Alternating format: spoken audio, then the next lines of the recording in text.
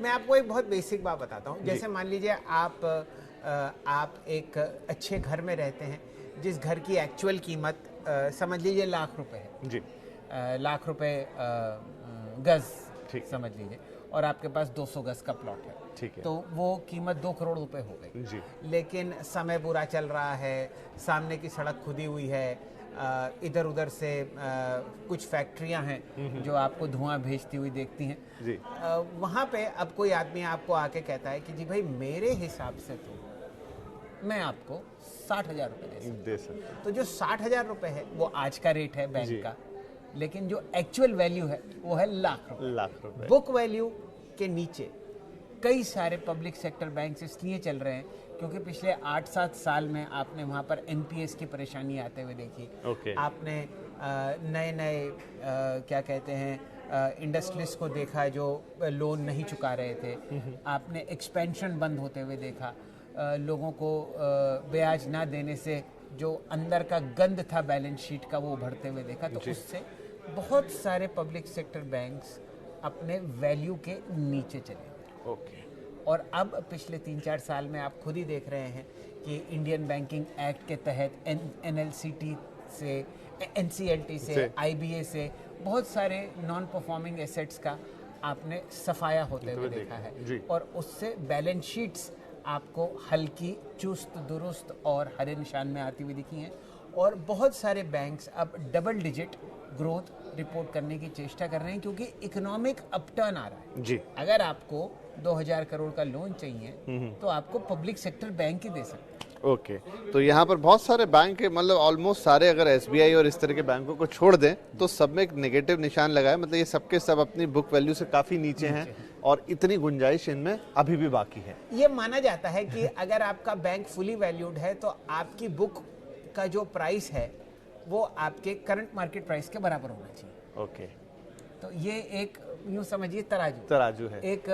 एक वो जो हम लोग कहते हैं ना कि एक भाई आशंकित क्या प्राइस होना चाहिए, तो बुक के ऊपर होना चाहिए। अच्छे बैंक जैसे एचडीएफसी बैंक है, कोटक बैंक है, वो मल्टीपल टाइम्स बुक वैल्यू चलते हैं। जैसे एचडीएफसी बैंक आपको 1700 रुपए के आसपास चल रहा है तो उसकी बुक वैल्यू 500-700 रुपए है। ओके। तो आप देखिए कि कितना स्विंग है। एक तरफ 50% नीचे आपको public sector banks on average अपने बुक के नीचे चल रहे हैं और एक तरफ पब्लिक सेक्टर बैंक्स 2.5 गुना, 3 गुना, 4 गुना बुक के चल रहे हैं। तो ये अंतर है और ये क्वालिटी का अंतर है। लेकिन आप कह रहे हैं कि इनमें भी समस्याएं अब काफी हद तक दूर हो गई है, तो इनके अंदर भी वो गुंजाइश बनती है कि एक दिन हम इनको यहाँ पे देखें। अच्छा, अब पब्लिक सेक्टर बैंक्स में हम सब जानते हैं कि निफ्टी और बैंक निफ्टी रिकॉर्ड हाइस पे जी, लेकिन एसबीआई के अलावा कोई भी पब्लिक सेक्टर बैंक ऐसा नहीं है जो अपने रिकॉर्ड हाई के मतलब करीब भी हो जी, मील मील भर दूर है। रिकॉर्ड हाई 225, काउंटर 25 है। तो ये श्रिंक हुआ है मार्केट कैपिटलाइजेशन पीएसयूज का, पीएसयू बैंक्स का, खासकर पिछले 10-12 साल में। और अब यहाँ पर आपको हरी लहर इसलिए आती हुई दिख रही है क्योंकि जो और बाजार है वो ओवर वैल्यूड होता जा रहा है धीरे धीरे। तो कहाँ पर आपको रिलेटिव वैल्यू दिखेगी? तो जो अक्लमंद खिलाड़ी है वो ऊपर बेच देता है और उस जगह आता है जहाँ पर उसको वैल्यू दिखती है। तो क्या हमारे जो निवेशक हैं वो भी इसमें वैल्यू देख सकते हैं लॉन्ग टर्म के लिए? अगर मैं बात करूं, मेरे ख्याल से अगर आप 2-3 बैंक्स पर फोकस करें, जैसे कि स्टेट बैंक ऑफ इंडिया, जैसे कि कैनरा बैंक, जैसे कि बैंक ऑफ बड़ौदा जी, यहाँ पर आपको डीप वैल्यू मिलती है अभी भी। ओके। और बहुत सारे सरकारी बैंक्स ऐसे हैं, जैसे विपिन जी, एक अहम पड़ाव, एक ऐसा पायदान हमारे बाजार में आया पिछले समझिए कि 1 महीने में एयर इंडिया का प्राइवेटाइजेशन हो गया। एक भी आवाज आपको ऐसी नहीं निकली कि यूनियन की तरफ से आवाज आती है, ऑपोजिशन की तरफ से आवाज आई हो कि भाई ये बड़ा गलत, ये नहीं होना चाहिए। जी। फिर मूडीज की रेटिंग अपग्रेड हुआ। इन 2 अहम पायदानों के ऊपर बाजार उठा और उसने एक छलांग ऊपर की तरफ ली। ये जो प्राइवेटाइजेशन एयर इंडिया का हुआ है, अगर एक सरकारी बैंक प्राइवेटाइज हो जाए जी, जो कि पहल चल रही है राइट, अगर ये मंजर मोदी सरकार अचीव कर लेती है जी, तो यहाँ से जो आप रैली देख रहे हैं ना, ये अचंभित कर देगी। राइट, क्योंकि इतनी डीप वैल्यू है कि आप अंदाज़ा नहीं लगा सकते। मैं आपको ये बताऊं कि मान लीजिए हम लोग बम्बई शहर में बैठे हैं और आप रियल एस्टेट के पार्क ही हैं। नेपियन सी रोड पर आपको 1000 गज का प्लॉट अगर मिले, समझिए मुलुंड के लैंड रेट्स पे, तो आप क्या कीजिए? प्यारे न्यारे हो जाएंगे, सब कुछ बेच के वो खरीद लेंगे। एक दिन ये आएगा अगले 6 महीने में, साल भर में, कि एक बैंक प्राइवेटाइज हो जाए। ओके, और उसके उस बाद दिन आप देखेंगे कि क्या रैली। क्या बात है। तो ये आई थिंक समझदार के लिए इशारा काफ़ी है। नज़र रखिए यहाँ पर, इतनी डिटेल बात हो गई। आप 2-3 बैंक्स के भी नाम आ गए कि कहाँ आपको वैल्यू है और कहाँ वहाँ पर आपको और वैल्यू बनती हुई दिखाई देगी। तो नज़र रखना है और प्राइवेटाइजेशन का इंतज़ार करना। और जो उदाहरण है कि हमने एयर इंडिया की चीज़ होती हुई देखी या फिर हमने मूडीज़ की री रेटिंग होती हुई देखी, वैसा ही यहाँ पे भी पूरा सेक्टर री रेट होता हुआ नज़र आएगा।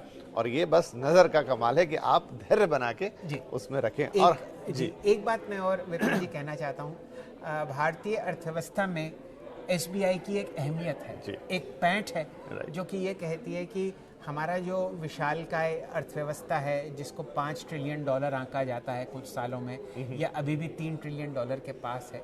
बैंकिंग एक ऐसी चीज़ है जो अर्थव्यवस्था के चक्के को चलाती है, उसको चुस्त दुरुस्त स्पीड में रखती है। एसबीआई समूह हमारे अर्थव्यवस्था का 25% हिस्सा कंट्रोल करता है बैंकिंग स्पेस का। Okay. HDFC bank banking space को 10% कंट्रोल करता है। और आप समझिए एचडीएफसी बैंक की जो मार्केट कैपिटलाइजेशन है, उसमें आप सारे पब्लिक सेक्टर बैंक जोड़ दीजिए एसबीआई को जोड़ के, तो भी एचडीएफसी बैंक की ज़्यादा है। तो मैं ये कह रहा हूँ कि कभी कभी बाजार में, ये मैं नहीं कह रहा कि बाजार एचडीएफसी बैंक को बहुत ज़्यादा वैल्यू कर रहा है, मैं ये कह रहा हूँ कि बाजार पीएसयू बैंक्स को बहुत कम तवज्जो दे रहा है। इसीलिए हम हमेशा बाजार में रिलेटिव वैल्यू देखते हैं कि सोने और डायमंड का क्या भाव है और लोहे का क्या भाव है। तो समझदार के लिए इशारा काफ़ी है। लेकिन अगर आप इस बात को तो समझ गए, लेकिन फिर भी आपको लगता है कि इसमें बड़ी भारी माथापच्ची है, इतना कौन देखेगा, कौन समझेगा, कौन फॉलो करेगा, तो उसका भी एक उपाय है और वो है म्यूचुअल फंड, राइट? बिल्कुल। तो पीएसयू बैंकों की अगर आने वाली इस चीज़ का, इस भविष्य का आपको भी फ्यूचर लगता है और उसका फ़ायदा आप उठाना चाहते हैं, तो कैसे म्यूचुअल फंड के रास्ते से वो होगा जहां पर नो टेंशन गेम है, वो हम आपको बताएंगे। लेकिन थोड़ा इंतज़ार आपको करना पड़ेगा। अब पीएसयू बैंकिंग में आने वाले समय के लिए जो एक एंटिसिपेशन है कि चीज़ें बेहतर होती हुई नजर आएंगी, तो उसका फ़ायदा उठाने का म्यूचुअल फंड का रास्ता, वो आप हमें समझाएंगे। तो विपिन जी, पिछले 1 घंटे में और अच्छी खबरें पीएसयू बैंकिंग बास्केट में आपको आती हुई दिख रही हैं। और इसमें यह है कि जो हमने आपको आंकड़े तब दिखाए थे, उससे ज़्यादा आपको फिलहाल मुनाफा, माफ़ कीजिए, प्रतिशत राइज आता हुआ दिख रहा है फिलहाल निफ्टी के पीएसयू बैंकिंग इंडेक्स में। तो तेज़ी और बढ़ती हुई, बैंक ऑफ बड़ौदा 3% ऊपर है, आपके सामने बैंक ऑफ इंडिया 3.25% ऊपर है, और इसी तरीके से बैंक ऑफ महाराष्ट्र में अब आप 7.5% की वृद्धि देख रहे हैं। ये सारे काउंटर्स अच्छी तरीके से तेज़ी में चहकते हुए दिख रहे हैं। इसके पीछे 2 कारण जी, बैंक ऑफ महाराष्ट्र के शानदार नतीजे, ओके, और आईडीबीआई बैंक के बहुत ही बढ़िया परफॉर्मेंस। क्या बात है। तो वो जिसकी हम जिक्र कर रहे थे सुबह कि अभी इनकी जितनी वैल्यू है या इनकी जितनी क्षमताएं हैं, वहाँ से ये काफ़ी नीचे हैं, लेकिन जब ये दिखाना शुरू करेंगे तो धीरे धीरे देखिए क्या होता है, शॉर्ट टर्म में बाजार आपको सेंटिमेंट पर चलता हुआ दिखता है कि भाई आज मेरा मन उचाट है, आज मैं ट्रेड नहीं करूंगा, या आज बिकवाली है तो मैं आज खरीदूंगा नहीं, या आज तेजी है तो मैं आज ही खरीदूंगा, इस तरीके से। उसके बाद थोड़ा मध्य अवधि में देखें, जैसे 1 हफ्ता, 2 महीना, 3 महीना, वो लिक्विडिटी पे बाजार चलता है। अगर पैसा आता रहेगा तो बाजार चलता रहेगा, पैसा निकलता रहेगा तो बाजार निचुड़ जाएगा। और लंबी अवधि में सिर्फ और सिर्फ अर्निंग्स पे चलता है जी। तो अब अर्निंग्स आपको आती हुई दिख रही है पीएसयू बैंकिंग मार्केट में। बैंक ऑफ महाराष्ट्र के आज नतीजे आए और यहाँ पर आपको दूसरी तिमाही का मुनाफा डबल होता हुआ दिखा, 260 करोड़। क्या बात है। और ये तेजी इसीलिए जहां पूरा बाजार लाल में या सुस्ती के मूड में, लेकिन पीएसयू बैंक्स इंडेक्स या कह लें बैंकिंग निफ्टी, बैंक निफ्टी काफ़ी अच्छा करता है। अब रही बात कि ये तो हो गया सीधा तरीका, लेकिन जहां हम थोड़ा वो तरीके की बात करते हैं जहां आपका टेंशन काफ़ी कम हो, चैन की नींद आए, तो वो है म्यूचुअल फंड का जरिया। तो सर अगर पीएसयू बैंकिंग सेक्टर की इस रैली का या आगे चलते हुए इसकी शानदार जिस हम कल्पना कर रहे हैं कि ये बहुत अच्छा परफॉर्मेंस करेंगे, उसके लिए क्या रास्ता है म्यूचुअल फंड के जरिए? तो विपिन जी, हमेशा की तरह आपको अपनी सारी समस्याओं का समाधान म्यूचुअल फंड के बाजार में मिलेगा। और आपको नहीं खरीदने 13 बैंक, आपको नहीं खरीदने 28 बैंक। अगर आप ये मान के चलते हैं कि आगे आने वाले समय में PSU banking basket out perform करता हुआ दिखेगा ब्रॉडर मार्केट को, तो एक बहुत ही अच्छा ईटीएफ है, एक्सचेंज ट्रेडेड फंड, जिसका नाम है Nippon India ETF PSU banking 20, जो हमारे निफ्टी का पीएसयू बैंक का इंडेक्स है, उसी प्रतिशत में जो 13 शेयर हैं वो आपको इस ईटीएफ में एक दाम पे मिलेंगे 30 रुपए 11 पैसे। क्या बात है। तो इसका एनएवी है आज की तारीख में 30 रुपए 11 पैसे। अगर हम एक साल के रिटर्न की बात करें तो 110% का, ईयर टू डेट रिटर्न की बात करें तो 57% का। लेकिन हाँ, जब से शुरुआत हुई है 2007 से, वहां से एवरेज रिटर्न कहेंगे कि वो 1% से नीचे है। जी हाँ, और आप देखिए 2007 में, पिछले 13 साल पहले आप एक बाजार में यूफोरिया देख रहे हैं जी, जब पीएसयू बैंकिंग की लेंडिंग पीक पे थी जी। आप ध्यान दीजिए, कैपेसिटी एक्सपेंशन इकोनॉमी में हो रहा था, कोई आदमी बना रहा था प्रेशर कुकर, वो डाल रहा था स्टील का प्लांट जी, ये तब टाइम था। तो रेकलेस लेंडिंग जो हुई, उसकी वजह से आपने बाजार में भी उस यूफोरिया का फायदा उठाते हुए दिखे लोग, और ये पीएसयू ईटीएफ्स लॉन्च हुए। तो यहाँ पर अगर आप 2007 से अब तक देखेंगे तो कोई भी परफॉर्मेंस नहीं है, क्योंकि ये दशक जो पिछला 10, 12, 15 साल चले पीएसयूज के लिए, वो एक वाइप आउट थे, स्लेट को क्लीन करना पड़ा। और अब आप देखिए, एक साल का रिटर्न 110% है जी, ईयर टू डेट यानी कि 10 महीने का रिटर्न 57% है। तो यहाँ पर आप अपने ब्रोकर को कह सकते हैं कि भाई हर महीने जो भी आपका ओवरऑल पोर्टफोलियो है, मान लीजिए लाख रुपए का है या 10 लाख रुपए का है, तो उसमें आपको 5 से 5% स्टेक इस ईटीएफ में लगाना है। यानी कि अगर लाख रुपए का आपका पोर्टफोलियो है तो आप 3,000 रुपए या 5,000 रुपए इस ईटीएफ में लगाएं, और वो भी तोड़ तोड़ के निवेश करें, एसआईपी के जरिए निवेश करें। अच्छा, इसकी तुलना अब अगर हम निफ्टी पीएसयू बैंक इंडेक्स से करें तो वहाँ का अगर ऑल टाइम हाई देखिए तो कुछ 4,500 से ऊपर का है, जो कि अप्रैल 2011 में बना था, टू बी प्रिसाइज 4639 जी। तो उसके मुकाबले अगर हम देखें आज की तारीख में, और यहाँ पर भी ईयर टू डेट रिटर्न जो है वो 116% और माफ कीजिए 61%, और एक साल का रिटर्न है 116% जी। तो वही होता है, देखिए नॉर्मली ईटीएफ्स बिल्कुल मिरर करते हैं जिस भी इंडेक्स को वो ट्रैक करते हैं, और जो भी डिफरेंस होता है उसको ट्रैकिंग एरर कहा जाता है। कम से कम ट्रैकिंग एरर होना चाहिए, लेकिन यहाँ पर किन्हीं कारणवश से आपको 5% 500 बेसिस पॉइंट का ट्रैकिंग एरर दिख रहा है, जो कि एक्चुअली ठीक नहीं है, लेकिन क्या कीजिए, है आपके सामने।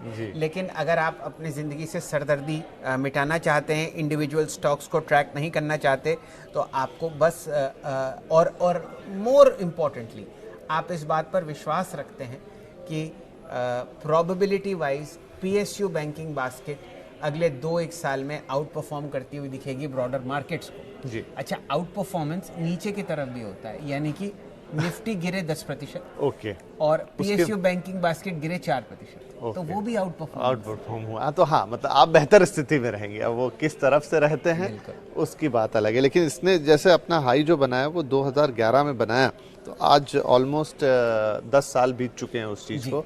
तो अब यहाँ से वो दोबारा अग्रसर होगा उस तरफ, हो सकता है जी। एक्चुअली क्या हुआ है विपिन जी, एक हमारी अर्थव्यवस्था में एक साइकिल घूमी है ऊपर सतह की तरफ। अब आपको फैक्ट्रीज लगती हुई दिख रही हैं, चाइना +1 का समय आ गया, राइट है ना। आपने सरकार को नई फैक्ट्रीज के लिए, नई कंपनीज के लिए टैक्स के दर कम करते हुए देखा जी।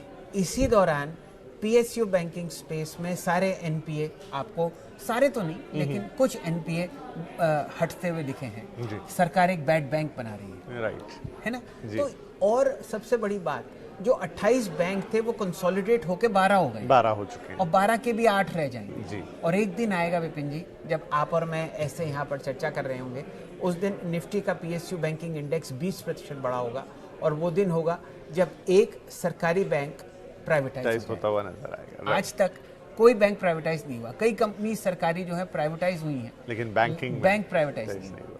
चलिए, तो इसका भी इंतज़ार रहेगा। और जैसा हमने कहा कि अगर इस बैंकिंग रैली का, ये जो आने वाली एंटीसिपेटेड रैली है, खासतौर पे पीएसयू बैंक्स में जहां वैल्यू वापस से क्रिएट होती हुई नजर आएगी, उसका फ़ायदा अगर आप बिना सर्दी के उठाना चाहते हैं तो Nippon India ETF PSU bank बीज ये एक फंड बाजार में मौजूद है, जहां पर आप और जैसा आपने कहा कि 3 से 5 हज़ार, अगर 1 लाख का पोर्टफोलियो है तो 3 से 5% से ज़्यादा नहीं, उसमें धीरे धीरे आपको और वो भी आपको इकट्ठा नहीं खरीदना, उसमें भी आप महीने 2 महीने में उतार चढ़ाव देखें और फिर खरीदें, और ये आपका ब्रोकर आपको खरीद के अपने डीमैट में आपको देगा। राइट, तो चलिए, ये हमने आपके लिए एक और तरीका आसान बनाया, लेकिन फिलहाल आपसे इजाज़त लेने का वक्त हो गया है।